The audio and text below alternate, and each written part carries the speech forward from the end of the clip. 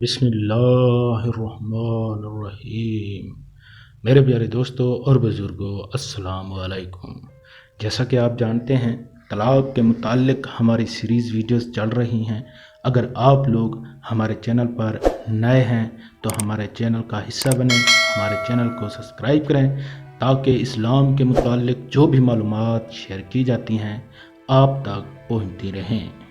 آج کا ہمارا سوال ہے، اگر شوہر نے طلاق لکھ کر دی یا طلاق کی تحریر پر دستخط کیے تو طلاق واقع ہوگی یا نہیں؟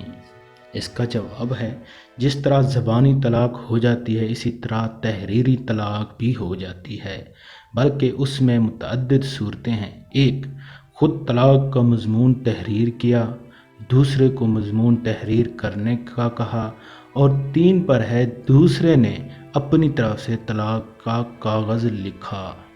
شوہر نے کاغذ پڑھ کر یا مفہوم جان کر رضامندی کا اظہار کر دیا یا دستخط کر دیے۔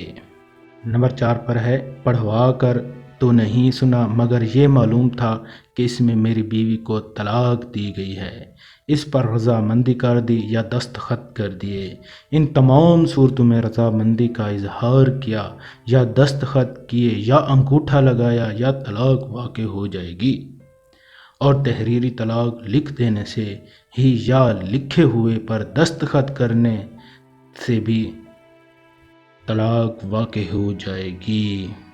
وہ کاغذ عورت تک پہنچنے یا نہ پہنچنے، اور خواہ یہ خود یا کوئی اور یہ کاغذ پھاڑ دے، البتہ اگر تحریری طلاق کے الفاظ یہ ہوں، میرا یہ خط جب تجھے پہنچے تو تجھے طلاق ہے، تو عورت کو جب تحریر پہنچے گی اس وقت طلاق ہوگی، عورت چاہے پڑھے یا نہ پڑھے۔ اور اگر اسے تحریر پہنچی ہی نہیں، مثلا شوہر نے مذکورہ الفاظ لکھ تو دیے مگر وہ تحریر بھیجی نہیں، یا پھاڑ دی، یا راستے میں گم ہو گئی، یا عورت کے باپ یا بھائی یا کسی اور رشتہ دار کو پہنچی، اس نے عورت تک پہنچنے سے پہلے ہی پھاڑ دی کر پھینک دی، تو اس سب صورتوں میں طلاق نہ ہوگی۔ البتہ اگر یہ تحریر لڑکی کے باپ کو پہنچی اور اس نے وہ تحریر پھاڑ دی، تو اگر لڑکی کے تمام کاموں میں باپ تصرف کرتا ہے اور وہ تحریر اس شوہر میں باپ کو ملی جہاں لڑکی رہتی ہے تو طلاق ہو گئی، ورنہ نہیں ہوگی۔